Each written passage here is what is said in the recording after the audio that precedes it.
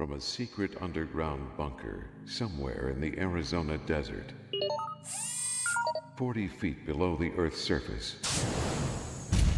Two men, aided by their robotic artificial intelligence, Jennifer, at your service. hide from their wives and kids to discuss man stuff with interesting and unusual people. These men are the Bunker Boys. Well, I'm debating whether it should be Bunker Men. Maybe that's because the Beach Boys, they're the Beach Boys. And shouldn't they be the Beach Men by now? They're like 70 years old. Beach old men. Yeah, just a thought. Well, hi and welcome. This is Chris. I'm Garth. And we are the Bunker Boys underground. Yes, we are. And we hope to get above ground on occasion to go eat something, and it's almost that time. Yes, it is. But we're doing a show here in our nice warm little bunker here in northern Arizona, 40 feet below the Earth's surface. And it's cold out there. I mean, the wind tubes that feed air into the bunker here, you can hear the wind. It sounds like a raging torrent out there. Well, it sounds like that, but that's Garth. Thank you, Garth. You're welcome. Our sound effects man. I'm the sound effects guy. He's trying to get extra pay for that. So any way he can add to the show, that's what he does. Batten down the hatches, kids. We're battening and we're downing our hatch or something. Down here, down the hatch. Have you ever battened down a hatch? No, I've never been on a ship. Oh. Well, I can't say that. I have been on a ship, but I've never had to batten them down. You've been on a cruise ship. I have. Mm-hmm. Ever been on a cruise ship? No, I haven't. I'll tell you what, I thought it was for oldsters and I wouldn't like it, but I must confess, I like it. I bet. I want to go. It's fun. I bet it is. Everybody's in a good mood. Hardly anybody's crabby, and it's fun. Speaking of crabby, don't they have seafood buffets? They do. They have all sorts of stuff. You know, my wife's Asian, and she went to the Asian buffet, and they make some good stuff. They have real people that know what they're doing. Real people? Real chefs. They don't have fake people. Right.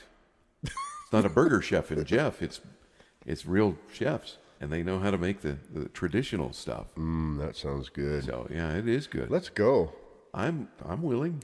I want to go. So do I. The next cruise I think we're going to take, we've been to Mexico, I think twice, in the Bahamas once. My wife went on a cruise with her girlfriends, her sisters, and a couple of their friends, and they had a blast. She says, I've got this free cruise, and we're not going to be able to use it, but I've got an extra week of vacation that you don't have. Do you care if I go with my sister? I'm going. And no, she didn't say that. She asked me. Well, She says, do you mind if I go? And well, some women would say, I'm going, and I don't care what you have to say. But right. but my wife and I, we always communicate, and she came and says, do you mind if I do that? I said, look, why don't you? That's a wonderful idea. Mm-hmm. And I said, get away from here for a while and enjoy a cruise and be with a bunch of girls, and you don't have to go to bed at 9 o'clock, you know. Right. We took our son when he was wee little one time, and it was okay. But, you know, you have to do your parenting thing, and you have to take care of your child, which wasn't too bad. But you can't stay out late at night like you want and have fun and go to some of the shows because your kid's too young. But that's okay. We had a good time. And then later on, we did go by ourselves and went down to to the Bahamas, and that was really nice. I would highly recommend it. The bad thing is you can't stay in one place too long. And the good thing is you can't stay any place too long. So, but if you find something that you do like, you do have to get back on the ship. That's the downside. Right. But you get to spend a few hours at ports of call and get to do some shopping and seeing at least some of the local stuff. I want to go just for the food. Yeah, the food is fantastic. Loved it. I hear the food is all you can eat, buffets of this and that and that 20, and this. 24 hours a day. Yeah. So there's always something open. There's at least. I'd wake up in the middle. I'm going to walk down to the. Yeah. I'm going to go get some ribs and stuff. Yeah, Nick he loved it because he could get pizza and chicken wings and all sorts of stuff anytime he wanted. Ice cream. No wonder why I gained 12 pounds not smoking. Well, yeah, we committed to walking everywhere we went on our cruise. Well, what are you going to do? Get wheeled around by somebody? Well, no, but You got committed to walking. Well, we like to walk because you could ride an elevator Oh, you mean the stairs? between. We took use the stairs. Okay. Yeah, and and then anywhere we went on land, we made sure we walked and didn't take any transportation Oh, okay. because you could take golf carts places Sure. and you could go here and there on little trams and whatnot. We didn't do that. We just walked. That way we could burn off some of the weight we gained. Right. Not all of it, but some of it. So, what part of Mexico did you go to? I knew you would ask me that, and I can't remember. Acapulco Well, we went down to the tip of Mexico, of Baja, or the tip of the very tip of Mexico, very bottom end of Mexico. of what part of Mexico? Baja, Okay, so you went down to Cabo. Cabo San Lucas. Okay. Yeah. See all that to pry that out of me I know. because my memory's so bad I couldn't remember. But yeah, that was fun. Don't you know your Mexicos? I don't. None of them. Cabo San Lucas. That's where you go fishing, boy. Well, actually, any of Baja down Charters. there is. Oh man, that's such good fishing. I used to be a fisherman. So, Yeah, commercial fisherman. and sport fishing. Sport. First started commercial fishing. All right, sport. Call me sport. It's all right. Yeah, we snorkeled while we were down there. What'd you snorkel? I snorkeled. What'd you snorkel? Snorkel with a snorkel. And it was, I couldn't get past that thing in my mouth. It made me kind of gag. Yeah. You know, Just when wait my- until you inhale water. Oh, yeah, that's always fun. I've done that before too in a swimming pool with a snorkel. Enjoyed that and got to see lots of colored fish. That was amazing. Colored fish. Yeah, the kind of stuff you'd see in an aquarium somewhere. You're swimming. They with. are pretty, aren't they? They're beautiful. But I always had that lurking feeling that something was underneath me about to devour me. I don't blame you. It's like I feel the same way when I'm snorkeling I just, too. it just weirds me out a little bit. We were. mean- Go ahead. I'm No, I was sorry. just saying chances are that would never happen, but you never know. Right. I was in Southern California, I guess you could call it. The Anacapa Islands, or Santa Cruz Island, I mean. And we were snorkeling around, and we came up on this one little high spot that was probably only about 10, 15 feet deep. And we had rowed our dinghy. We rowed our dinghy to this little area. And we were spearfishing also at the same time. So what I did is I broke open a sea urchin, right? So once you break the sea urchin open, all the smell gets in the water and it floats around, and all the fish come around, and you just sit behind a rock and spear these fish. Oh, okay. So anyways, we're sitting there. Actually, we were floating behind this one rock, just floating, watching, waiting for the fish to come around. And these sea lions came up and, I'm glad it wasn't a shark. No. But anyways, we're sitting there floating in the water, waiting for the fish to show up. And these sea lions came up and just scared the heck out of us. They startled us, because you can't, all you hear is the Slopping in the water. right, and crackling and all this stuff underwater and everything. And these things, they wanted to play. They're like, hey, come on, humans, let's play. But it turned out to be really neat, Yeah. But at first it just kind of like, you're gasping, almost like I said, swallowing water and stuff like that. Oh, jeez, about poop your drawers, poop your swim shorts.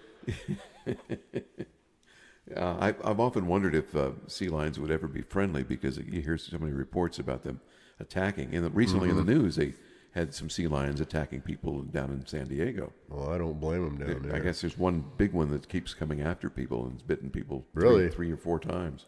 Yeah, they get pretty obnoxious sometimes. So how do they play? If you're Oh, one has a guitar and the other one does drums. no, Oh, no, they just they're curious about us. Like do they come right up to you? why Few it's feet? not right up to you. Probably 5-10 feet, and they just sit there and look at you like, "What are you? You don't look like my girlfriend," And then they'll swim around you, and then and Check you out. right. Yeah, interesting. Mm-hmm. It was real interesting. Now it's time for a little weird news. Weird news. I change the name of this little feature every time we do it. News of the weird, weird news, strange happenings, Weirder strange news. occurrences. Strange things indeed. Yes. Did you hear that story about the guy in southern Arizona? I think he's down near Bisbee or somewhere, south of Tucson. And he's got this ranch, 10-acre ranch. It's this huge, sprawling house. I don't know how many square feet. Do you remember from the news story? what it No, I was? don't. But anyway, supposedly, his wife was almost abducted by an alien that keeps visiting her at the house. And Supposedly. he says that he's taken a samurai sword that he has. I don't know if he collects them or what, but he had a samurai sword and he claimed to try to chop one of their heads off. He says that there's a portal in the house somewhere where they come through the portal, dissolve through the wall, and come right into the house. And they do it at night. He said it's almost every night. And he said, I've taken my samurai sword and chopped one pretty good, where he said I actually stabbed him and he thought he was going to die. But before they die, they vanished back into this portal. They just kind of dissolve.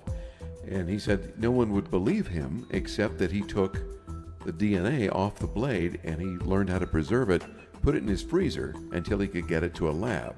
Huh. The lab supposedly tested it, and it's part human, part plant DNA. So he says that ever since they moved there, and he sold everything back east to move out there so that his wife could recuperate from whatever Getting portaled whatever issue she's had. from I'm these trying plant to ignore you. plant people. Portaled.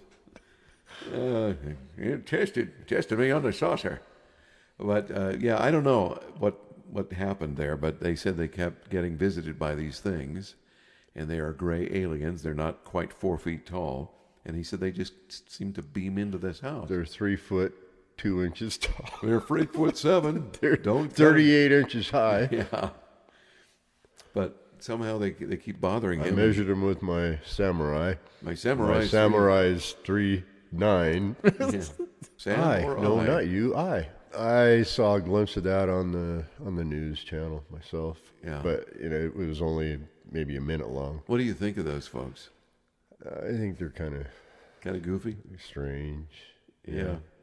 Well, he speaks with such conviction, Right. Like it's Right. as real as tomorrow will be. Exactly. And you got to kind of have to wonder: is he experiencing something?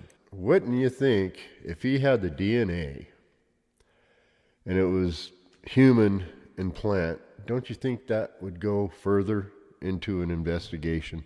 Well, of course, he says that the government has clamped down on the guy that tested it, that came out and at first spoke out and said, yes, this is what I have, and I collected it from this man who gave it to me. And he says it's not like you could take a plant and mix it with human DNA and then come up with this. This is something that's part of it. So whatever this is, it's not human and it's not plant, but it looks like it's got some weird mix of DNA. It's a human. Yeah, a hume plant. Human plant. That's the new. What are you? I'm a human. Hume plant. He's a hume plant. Here come the humans. But seriously, if he's telling the truth, it's really interesting. No, I wonder what kind of plant they are. But the guy says Cactus? he's a blooming idiot. That's what he's from the planet Bloomton, The human from Bloomington. not Bloomington. The human plant That's a from different- Bloomington. Different kind of place. But no, he's got an interesting story to tell. Yeah. And he says that he sees orbs at night. People that these investigators have come down and stayed at his place, and they say that he's seeing something. They've seen them also. Yeah. So, I just cracked my jaw. I Did heard you hear that? I heard that. Don't do that. That hurts. Why'd you do that? I didn't do it on purpose. Oh, I don't know. yeah, that is pretty weird. That is strange. The portal. The portal. I'm a mere mortal. I can't go through the portal. Nor would I want to. Yeah, I don't know if I'd want to do that. Well, Einstein even kind of dealt with time travel a little bit. That's where they're coming up with all these theories about is it possible? Passages. Time sausages. Sausages? Mmm. My dog likes those. Food. Time passages. I saw him in concert one time. Did you? In Cleveland at the Cleveland Rib Burnoff. We, Oh, it was at a chili party, kind of. yeah, kind of. A rib party. Yeah. And he ribs. did Time Passages and he did Year of the Cat. Oh, that's a good song. Al Stewart. Right. Yep, he's British. Is he really? I never knew that. Oh, yeah, very thick accent. No kidding. Mm-hmm. It's hard to tell, because when they sing, you don't hear any of the accent. Right. Yeah, that's funny with about any that. of them, any of the bands. I was watching an interview the other day. I think it was Wednesday. How did we get onto this? That's all right. It's okay to change subjects. That's what we do here. That's what we do here. We'll the talk bunker. about one thing, and the next thing it's totally different. Two guys talking. That's what we do. That's right. That was on the intro. Yep. What's the guy's name that did Gilbert O'Sullivan? Oh, He's got a bit of a brogue, and he did. a bit of a bro. What was the song about his mother cried? And Alone Again Naturally? that's the one. Alone Again Naturally. That song, when I heard it, I thought it's the most beautiful melody. It is. It brings a tear to your eye every time you hear That it. it does. The problem with it is it's so doggone depressing. you want to fall on your own pocket knife just to end Oh, it. the pocket No, knife. I'm Hell with the kidding. pocket knife. Get it over with. Get a machete or something. I am not endorsing suicide. I would, Oh, even though me they, either. they say it's painless in MASH, in the song. Remember that's that? right. Suicide is painless. That's yeah. the name of the song from MASH, the theme song. Anyway, Gilbert O'Sullivan. He does a lot of slow songs. Claire, The Moment I Saw You, I Swear. The lyrics are very clever. And the thing that he did that was up-tempo was a hit. What was it called? Something about cat on a hot tin roof. Baby, what do you think you're doing to me? Jennifer, what is that? I have your answer. What is it? Ah, she brought it up. Here it is. It is Get Down. Get down. Now, I remember this came out in the 70s, probably 72, 73, somewhere in there, when I was a kid. And I remember hearing it as we were going to camping. We were going to this campground in Ohio, and it was a great place. I loved it. But it was so exciting because we had such great music in the 70s. So we're driving down the road listening to Get Down by Gilbert O'Sullivan. Now, many of you know Alone Again Naturally and Right. Claire and some of the other slow stuff that he had. Eclair. Not That's a chocolate donut. Eclair, yeah. But it's very pretty stuff. He writes very pretty, emotional things. And in the interview that I saw, he was talking about the lyrics, how he likes to write everything himself. He writes the melody, and he writes the lyrics, and he takes good old time to do it. And he does a wonderful job. Well, how old is he now? Jeepers. He's probably in his 70s. I think he's in his 60s, but he's almost 70, I'll be if I darned. had to guess. Well, if that was in the 70s, yeah, 73, did you say? I think it was 73. That's my best recollection. Well, I was 73. I was, 14? Something Sounds like that. right. Jen, what's the story on Gilbert? Accessing data now. There it is. Thank you. He was born in 46. Wow. Okay, well, yeah. He's So- almost 70. Yeah, 71, as a matter of fact, if my math serves me correctly. Now I know. Let's see how I know my math. That's all right. You took a guess. I cheated. Yeah, It says see? right here, age 71. But yeah, he was born in Swindon, Wiltshire, and did Alone Again Naturally, Claire, and Get Down. Get down on it. Yeah. Oh, His he most didn't do that successful one. album was Nothing Rhymed. No, it says his most successful recording period was between 1970 and 1980, though he has since recorded 10 studio albums up to 2015. Wow. He said he likes to write pop songs. That's all I want to do. I have no interest in just touring and living in the past. He wants to continue to write pop songs. Well, good for him. Yeah. So I don't know if he writes for anybody else, but he certainly writes for himself, and he likes to sing it. He said he doesn't mind if someone else does his songs, but he writes for himself. I don't blame him. Yeah. That's what you should do. Yeah, I agree, especially when you're able to do that. Now, I listened to him sing when he was young, and he had this real, like, peanut butter stuck in your throat type voice. he got like this when he would sing. You know, it was on the higher notes. Oh, you sound like I'm gonna blow up the world. What's that guy's name? I don't know who you mean. On the cartoon. It's a cartoon, Your memory is astounding, like mine. isn't it? Okay, go ahead. I'm sorry. I wish I knew what you're talking about. I don't know. Oh, it's the thing and Blow up the world. yeah, I'm gonna blow up the world. Pinky in the Brain? No, isn't it Bugs Bunny? Oh, Marvin the Martian. Yeah, there you go. Okay. Okay, go Now back. I got Okay, you. go ahead and go back to your Marvin thing. the Martian. That's what it sounded like to me. I'm sorry. I can't even do that. I wonder if anybody remembers that Marvin the Martian. Oh, yeah. Yeah, they have T-shirts with Marvin on it. Do they really? Yeah. You can buy them online. Okay, get back to our story that we were talking Because you'll about. get me into Mel Blanc, and I love Mel Blanc. Oh, I'm blanked. You're totally blanked, aren't you? I'm totally blanked. Blankety blank. But no, that's all. That's really all I wanted to say. Was that I thought he was a great pop songwriter He is. and just good stuff. But Get Down was the one that didn't get played much. Right. And exactly. for a small, short window that summer, I remember they played it everywhere, and it was such a cool song. And I would sing that to my friends. And I go, "You remember that song?" And they'd say, "No." No.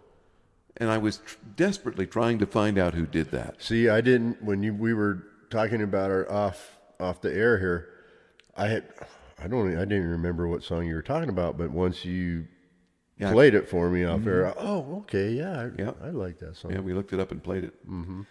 So, yeah, it's very cool. I wish we had permission to play things on the show, but we just don't. And Right. I don't want to get into any licensing issues because that would be ugly.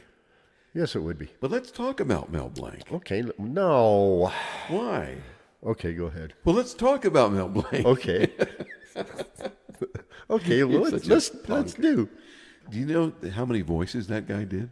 quite a few. He was Foghorn Leghorn. He was the Chicken Hawk. I'm a chicken hawk, and I like chicken. That's the one. He was Tweety Bird. He was Sylvester. I thought putty gap. I did. Granny was a lady that June Foray. She did Granny, and she also did all the witches in the Warner Brothers cartoons. All the cackling witches, the one with the green face. Okay, right. Yeah, she would do all those. She also did Nell, who was the girlfriend of Dudley Do-Right. Oh, I thought you were going to say the old gray horse that was down by the river. No. Nell. Remember Dudley Do-Right? I always get my man. No, I never watched that Dudley cartoon. Do-Right. I never watched that cartoon. And then Nell, and this was weird, Nell was in love with his horse. And you know what his horse's name was? Ass. No. Horses. No, it was Horse. Horse. Horse.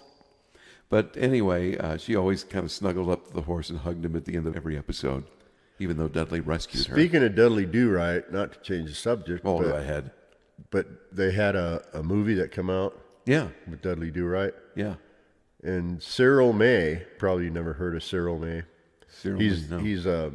He's from Australia. He's a singer-writer. Okay. I knew him. I'm sure he's passed away by now. But matter of fact, I have one of his keyboards he gave me Oh, no that kidding. he did a lot of his music on. But he wrote a song for this last movie of Dudley Do-Right. Really? Yeah, No kidding. he wrote one of the melody songs that was in the movie. That's a Okay, shame. just getting back to that. Go No, ahead. that's fascinating. We should have talked to him. We should look him up and see if he's still around. Oh no, he was like 70 something. That was 20 years ago. I don't. Yeah, the chances are not very good. Right.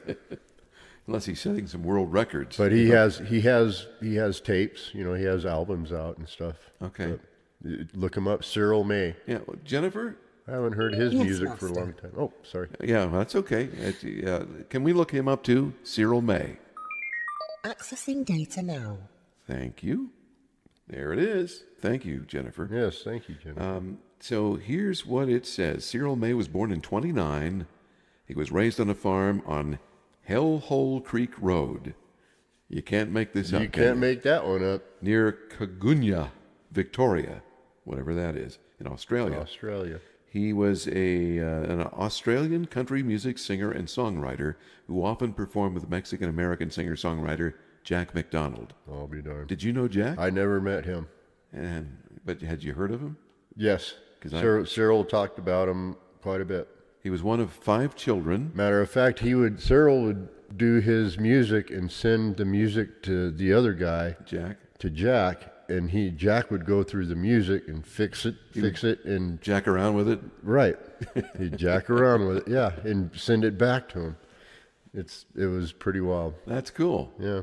That's that. You know, with computers, you can do MIDI. You can write things and send it to each See, other. and then I knew Cyril back in the early '90s. Put it that way. So he was an older man. Yes, he Even was. then. Like I said, he was already in his 70s, basically. When Yeah. I met him, and he was still doing music. And he bought a new keyboard, a Yamaha keyboard. He goes, "Hey, Goth, since you're a musician, how would you like to have my old one?" Wow. I said, "Yes, I'd love So that." you still have it? I still have it. That's amazing. Uh-huh. Well, it says when he was 15, he would cycle 60 miles to and from Albury, where he participated in weekly Air League parade as a cadet. Whatever the Air League is, I guess it's probably like our ROTC or something. He wanted to be a jockey. Was he very short and small? Mm-hmm. Okay. Yeah, he wasn't very big. Yeah. And his philosophy of life is reflected in the words and music he'd been writing for more than 40 years. Wow. As a young man left Australia to work his way through the South Sea Islands and Canada. I'll bet he had some great stories. He did. And he's finally settled down in Long Beach, California. Right. Exactly. That's where I met him. And he had an American wife, Dorothy. Dottie Mae. Dottie Frazier. Right. It says Dorothy Dottie in here. Dottie in quotes. I worked for them. I painted their house and took care of their property and everything. And she used to sing harmony for him, it says. He says his lyrics tell of his personal search for gold, feeling the freedom of hang gliding, and the purr of his motorcycle on the open road. He made a song with a motorcycle in it. I was there when he did it. No kidding. Yeah. We in the recording studio? No, he was recording the motorcycle going by on the street in front For of his the house song. for the song. Wow. And he was out there with his microphone and everything, and two of his his friends, they had Harleys. Wow. Drove on by. Drove through. So he could record it. Right. That's a wild. We'll have to look that up and see if it's available. We should. All right. Let's see what Oh, else. this gives me goosebumps remembering all that. That's great. That's a cool story. The traveling that he did, I'll bet he told some wonderful tales. Ooh, I hear something shifting. What's going on? Smitty is doing something. I think Sounds like he's working on a car down there. he probably is. What on earth? I think he probably took it apart piece by piece and drug it down there and put it back together. Now it's up on jacks and he's playing with it. God only knows. In the early 70s, his surfboard washed him onto the beaches of San Blas, Mexico. San Blas? San Blas, Mexico. Never heard of it. Me either. Where he met McDonald and then introduced him to the Western style of music. Said the two then had collaborated on several albums, with May doing the vocals and the guitar work, and McDonald doing various musical arrangements. And McDonald now lives in Australia and collaborates long distance with May. That's what I was saying. Remember, he'd send the music to him, and then he would go through it and send it back. So they recorded at least 3 albums together. The first album was Off the Beaten Track. It features the hit single Gold Fever, which was... Go, go, go, go, go, go, fever, va, va, va. Have you ever seen that show? I have seen That's parts Cyril of it. May. And it was used in the 1990 movie remake of Dudley Do-Right. Bingo. There See? it is. Told Tied you. it all together. Right. That's amazing. What a story. And it was played as a lead-in to the American Outdoor Channel television show called Gold Fever. Right. So it was used on television. Mm-hmm. Amazing stuff. That's very cool, Garth. Thank you. What a great story. It is. It's great remembering it again. Yeah. Because I haven't thought about Cyril for, a 4 years now. Yeah. I think about him every once in a while. I look at the keyboard and stuff. Oh, thanks, Cyril. And there's so many people that you miss, you wish that you could speak to as an older adult now that you're older. By all means. But yeah. they're gone now. Yes, I think Dottie was older than he was. I think she was in her 80s, early 80s, and he was in his late 70s when I met both of them. And started working for them. Well, how old is that movie? It said 99, It said right? 90 something. See, 99, that was, 18 years ago. Right. It was right before I moved here. So 18 years ago, and he was still writing music. Mm-hmm. that was pop oriented. Right. I would love to be able to play that. I'm gonna have to look it up. And I'd sit there and listen. He'd be, "What do you think about this, Goth?" He'd play on his keyboard. "That's pretty good, sir. I like that. I think we'll keep it." You know, Wow. Did he do any other film tracks? not that I know of. Yeah, that's cool. Well, I write music too, as you know, and I've written them for the audiobooks that I've recorded on, and almost every audiobook I've done, I've actually written the little musical vignettes for. But I also write stuff, and I wanted to get it on television, so it's been on a couple of TV shows. Car Chasers, I did Car Chasers. I think I used 12 seconds of one of my songs. Man, the wind's whipping again. I can hear Yes, it. it is. It's coming down those tubes. Yikes. I'm glad Smitty has this heater going for us. Yeah. When I first came to Arizona, the second time, I moved here twice, but I met a few people I used to play out just to bide my time because I wasn't working full time. I was making enough to make ends meet, but not enough to really be on survival. So I met a couple of these guys that were playing out at coffee shops, and one of them was Jack Allen. And Jack does nothing but old Western music, like Marty Robbins. He might do some Don Gibson songs, some the early country songs. And since I knew Marty Robbins songs, I said, "Hey, do you mind if I play with you?" And I had my guitar out in my car, and I went and got it. Sound good. And we sat Mind if there. I play with you? Mind if I play alongside you There you go. with my guitar? With my guitar, thank you. And we sat there and played country music Oh, all we night are. long. And I played some lead stuff while he sang and played. And it was nice. It was fun to do that. I bet it was. It is neat to, like we do. We'll sit there and when I feel like it. But we'll sit there and Do Eagles songs. right. Yeah. It'd be nice to do some stuff on YouTube one day. Sit in here and play some Eagles. Technically, YouTube doesn't want you to do that if you don't own the song. But so many people are doing remakes. Mm-hmm. I would like to see them waive that. It's one thing if you're making a profit on it. It's another, and I guess they do kind of make profits if enough people watch it. They can get paid for it. But if it's not licensed, then they shouldn't be paid for it. Right. But if it I is, agree. because a lot of people record things and you can get what they call a mechanical license. Like if I wanted to do an Eagles song with you, I could go buy this mechanical license, which is the right to record it and put it on an album, so that the author of the music gets paid a percentage, a small percentage, very small. And it might cost you $20 for the mechanical license. What's weird is what you told me before. The person who wrote the song gets the money. It's not the people who Performed perform it. Exactly. That's weird to me. The only It's- way the people that perform it get paid is if you buy their specific album. Right. But Exactly. even a portion of that, they had to pay for a mechanical license to do the songs. And the breakdown is something like 200 units. So from 0 to 200, you pay a flat fee of $20. If it's going to be produced on more than 200 albums or CDs, then you have to pay. It's like a percentage breakdown. So it starts off at about 200 units. Isn't that something? So if you're going to do, just a quick album, 200 units, that's all you're going to do, then you get that, pay that $20. 200 units of an album here and But that adds up, when you're talking, millions. well, just say you want to record 10 songs. All 10 songs are written by somebody else. That's $200 that you're paying in mechanical royalties There you go. just to record. And you haven't even produced the album yet. Wow. I mean, you can do it in reverse. You can go ahead and record it, but you can't sell it until you pay that mechanical license Right. fee. So just Isn't a that thought. something? Yeah, I learned all about that getting stuff onto television. Television is a different animal. I bet it is. So I had to do all this reading and research and listening to other people on YouTube. YouTube was great help. Did you have to do reading, writing, and arithmetic? Taught to the tune of the hickory stick. See, yeah, exactly. Yeah. Speaking of semi-celebrities, I had a little story to tell you. When I was down in Tucson, I was the program director of a radio station down there, and it wasn't doing too well, and I didn't stay there very long because the owner and I didn't get along very well. She was a female, and she didn't... Oh, she was a female. Yeah. And she still is, as far as I know. She just didn't have her act together, and that's a shame. But I just didn't stick around and watch the thing go down the toilet. Right.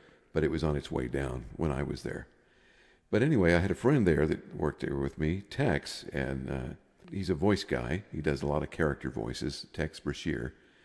As we were talking one time, he said, "Hey, Chris, I got a model that I'm supposed to photograph." And he says, "You're into photography." He said, "I can't do it. I have to leave to go out of town, and I don't want to cancel because I would really like to see if I can get this girl some work." And he said, "Would you be willing to photograph her?" And I said, "Well, when do you want to do this?" Heck yeah. And I said, "Yeah, I'm not a fancy photographer." I said, "I have the basics. What do you want me to do?" I could push a button on a camera. Yeah. And he said, we're supposed to meet in the desert in Sabino Canyon in Tucson and just take some photographs and then just some headshots and a couple of clothes changes and then, just show me what you You got. take pictures of her changing her clothes? Not changing her clothes, no. But we did hold a blanket up for her so she could change behind it. Well, actually, we wrapped it around her so that she could change her clothes. She kind of got into the blanket like a tent, and I had a buddy of mine with me and assisted me. So she would change clothes She under was that. kind of uncomfortable about all this. We wasn't asked she? her, we told her, what the story was and said, "How do you want to do this? Do you still want to do it? If you don't, it's okay. If you're not comfortable, let us know." She goes, No, I'll do it. No problem. So the only thing she did complain about, and she did so pretty loudly, was the heat. Because we were doing it, it was like 118 degrees. Oh, jeez. And I said, we could have done this some other time, some other place, but no, it had to be the middle of the desert. So it was along hiking trails, but we were off the beaten path in Sabino Canyon. And so I said, okay, let's do it. It probably lasted 45 minutes, but she complained a lot. And did I mention she complained? It's hot. Yeah, that's exactly I'm how it was. sweating. And anyway, she was, Do you have any I water? think she was 19 years old at the time. And now she's this Playboy model and When was this, does last year? MTV. No, this was a long time ago. when was it? 88, Oh, it was in 89. wow. Yeah, and we had a bunch of photographs. So I called her up and I said, hey, her name's Brooke Burke. I don't know if you know the name. Oh, yeah. Do you know her? She's on TV. Yeah. Yeah, she does Get a lot outta here. She does advertising for like tennis shoes Right. now, walking shoes. Right. And women's I just saw her on a stuff. commercial not too long ago. Yeah. Yep, that's her. For some Kotex thing or something. Yeah, it was a panty liner, I think. Right there, that's right. But yeah, so she does those, and she does this mom stuff because she's a mom. No kidding. I'll And, be dang. Yeah, but when she was 19, I photographed her, and she probably wouldn't remember me because I look Probably different. not, yeah. But I have the photograph still. Do you really? I called her up and I said, "Hey, would you like these?" And she said, "Oh, I'm Brooke's mother. I'm sorry, she moved." I said, "Well, I've got her photographs. Does she want them? She want copies of them or anything?" Or That's wild. and she says, "Well, I don't know." And at the time, she was dating some major league baseball player, some guy that had just left Tucson, and I guess she met him at the ballpark or That's something. pretty cool. And then she ended up marrying a plastic surgeon or something. But yeah, And then- look at her now. And then they divorced, and now she's dating or married to David somebody. He's an actor. I think he was in 90210 or something. Yes, Master. Can you look that up for us? Accessing data now. Okay, there it is. David Charvet, actor, singer, born in France, age 45. Married Brooke Burke in 2011. Now, what's interesting Well, is... she's older than he is then. Oh, isn't yeah, she robbed the cradle. It's okay. I'll be It happens. dadgummed. Don't be dad-gummed or mom-gummed or gummed. It's just not a good thing. Yeah, she says when she was young, she wanted to do something more low-key, like become a drummer in a rock band. And she said she has lots of fears. One of her biggest fears is bugs and lobsters. And she says she's horrified of lobsters. And shrimp and lobsters are the cockroaches of the ocean. Oh, that's what we used to call lobsters or bugs. Really? Uh-huh. Yeah, not too far from what When she it was thought. fit, yeah. Well, they are, because they're crud eaters, basically. They eat Crud. stuff that Off the bottom. filters down from, Dead fish parts and whatnot. and human parts and stuff. Nasty. Ooh, how do you feel about that? Well, you have to figure. Yeah, with yeah. all these cruise ships and boats dump their holding tanks into the ocean. Yeah. So all that just filters on down there. They Aren't lobsters delicious? Well, when you put it that way, I'm not so sure. But with butter, anything's good, right? Anything's good with butter, yep. Yeah, so we ended that, we parted somewhat friends, I guess, and that was the end of it. And she was kind of annoyed at the end. She wanted to just go home and get out of there and get out of the heat. And I didn't blame her. I don't blame but I her was one out in bit, it yeah. too. I didn't whine and complain about it. But anyway, so Brooke, if you're looking for your photos, I still have them. And maybe I'll sell them on eBay or something. Yeah, you probably make some money. Yeah, but I don't have the rights to publish them, but I have the right to sell own them. Yeah, I can sell them. Interesting story. Things you don't think about at the time. Things we learn every day. Yeah, you don't ever imagine that the person you're dealing with is going to be famous. Right. But everybody around me gets famous except me. Well, look at me. Yeah, you'll probably become famous somehow. I'm infamous. Yes, you are. But you got to deal with the Dudley Do-Right composer. Yes, I did. Gold, I tell you. I miss him. He was a neat old boy. So was Dottie. Dottie was a Neat old boy? girl. Okay, good. Yeah. They both sound like They were real cool. characters. I've met so many interesting people in this life. I met a lady that used to call my radio show when I was in Cleveland. I did an easy listening. What'd she call it? She'd call it the Chris Show. Oh, No, she would call and say, talk to me just about things, and could I play a song for her? And sometimes I could, sometimes I couldn't, and when I could, I would. And if she I was could, so, I would. So I can't. Well, and how much wood could a woodchuck chuck if a woodchuck could chuck wood? Quite a bit if he was good at it. Yeah, that's probably true. My woodchuck does. I haven't met your woodchuck. Yeah, you have. She's my wife. Is she your woodchuck? She chucks wood. She chucked wood the other day, boy. She filled the whole wheelbarrow up. See, you're a character too. I don't care what anybody says. That is the God's truth. But what was I saying now? I can't even remember. We were talking about woodchucks. No, we weren't. Oh, Who else have I met? you've met a lot of people. Actually, I haven't what met a you lot. told me. A handful. I know I've met Neil Sedaka twice. I met Wayne Newton once. Sadak is back. I actually know Wayne Newton's brother-in-law, who's from Cleveland. Back to you, Arthel. I'm back to the studio. Wayne Newton's brother-in-law is a guy named Michael Stanley. And when I was in broadcast school, Michael Stanley, who was a lead singer of the Michael Stanley Band in Cleveland, they actually were very good. And they could have gone somewhere, but it was just one of those things where they just didn't for some reason. Right. And I know all about that. yeah, and I think they were on the verge of signing contracts and just never did. But Michael ended up hosting a radio show in Cleveland and basically did a music show, and he would still continue his band work. And his wife, her sister, is married to Wayne Newton. I was reading a book that a friend of mine wrote, who's a news guy from Cleveland, Michael Shefsky.